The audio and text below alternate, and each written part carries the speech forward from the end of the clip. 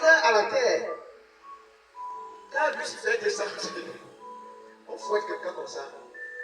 Il dit, je ne veux pas. Et Dieu dit, comme tu te précipites là-bas, ta fin commence à compter tes jours. Parce qu'on viendra te détruire, toi et tous ceux qui vont te suivre. Maintenant, Dieu laisse un peu le livre à la Bible pour continuer à voir. S'il y a parmi nous aussi, qui avons des corps humains, des gens qui sont comme des anges, qui sont rebellés contre lui au ciel. Voilà pourquoi il laisse le présidence à Lucifer. Il vient, il vante sa philosophie en insultant Dieu. Mais ici, il connaît quelqu'un qui a perdu, quelqu'un qui était très beau. On lui a gagné. Il est devenu très laid, il ne sait plus comment faire pour devenir beau. Quand Lucifer est laid, c'est ça malaise. Même s'il apparaît étant beau devant toi, il viendra continuellement, il va te dire, je me sens mal à l'aise. Je me sens mal à l'aise, regarde que tu connais mon corps. Je peux te dire comme ça. Sois seulement prêt. Quand il se retransforme en ce que Dieu avait mis sur lui, tu vois un truc qui est noir avec des corps, des yeux comme des flammes.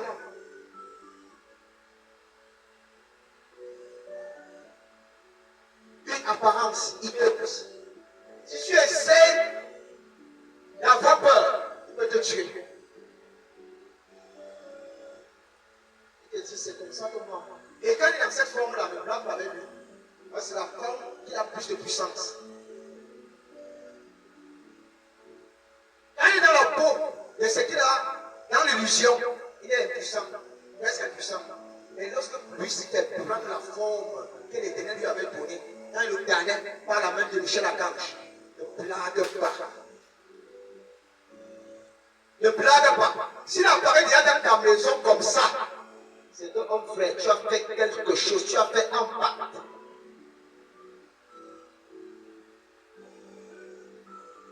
Lorsque je n'ai pas encore fait le pacte, il peut venir au travers des rêves, effrayer avec ses petits démons.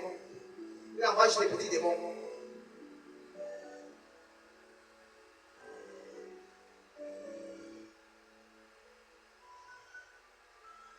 Alors pourquoi Dieu a fait cela? Lui, l'esclave, c'est Dieu qui a profané dans son corps. Il dit que tu vas souvent te sentir à l'aise quand tu es laid. Lui, il ne comprend pas, il ne sait pas comment se débarrasser de cela. C'est comme un virus en lui. Imagine-toi